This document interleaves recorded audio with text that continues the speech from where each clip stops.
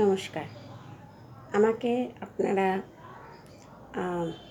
সেরকমভাবে কেউই চেনেন না।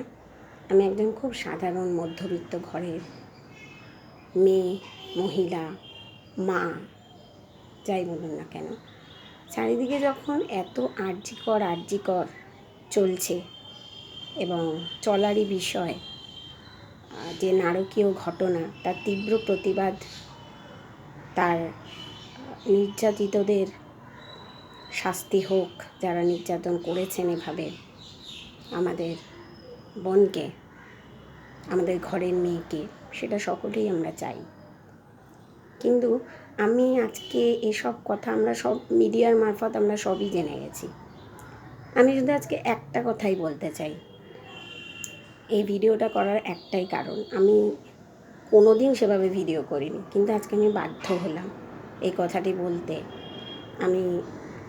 আমারও ছেলে মেয়ে রয়েছে। আমার হাজব্যান্ড, আমার বাবা, আমার মা, সকলে আমার পরিবারের যে সদস্যরা, তারা হয়তো এই কথা শোনার পরে বা আমার পরিজনরা হয়তো আমাকে কিছু কমেন্ট করবেন। আমি সেই সমস্ত কিছু জানার পরেও আমি একটা কথাই বলতে চাইছি যে শুধু একটা মেয়ে নয়, প্রচুর মেয়েদের উপরে ঘরে এবং বাইরে দু জায়গায় কিন্তু নির্যাতন চলছে। আমরা নাকি এগিয়ে গেছি, আমাদের সমাজ এগিয়ে গেছে। আমার এই কথাগুলো শুনলে আজকাল খুব হাসি পায়। আমাদের সমাজ না একটু এগোয়নি।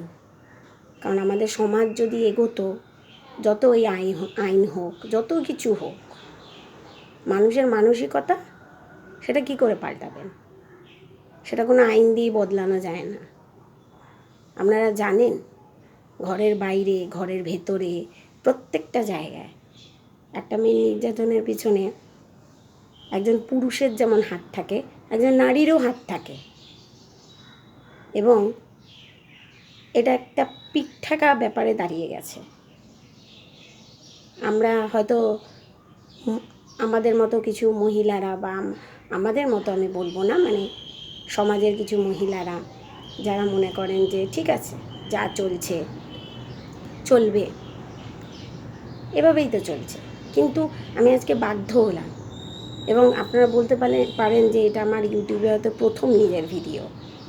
আমি বাধ্য হলাম বলতে যে সমাজ, সংসার, আমাদের কর্মক্ষেত্র যেভাবে চলছে, নারী পুরুষ ভেদাভেদ চাই না, কিন্তু যেটা চাই সেটা হচ্ছে যে সমাজের অন্যায়গুলো কমুক।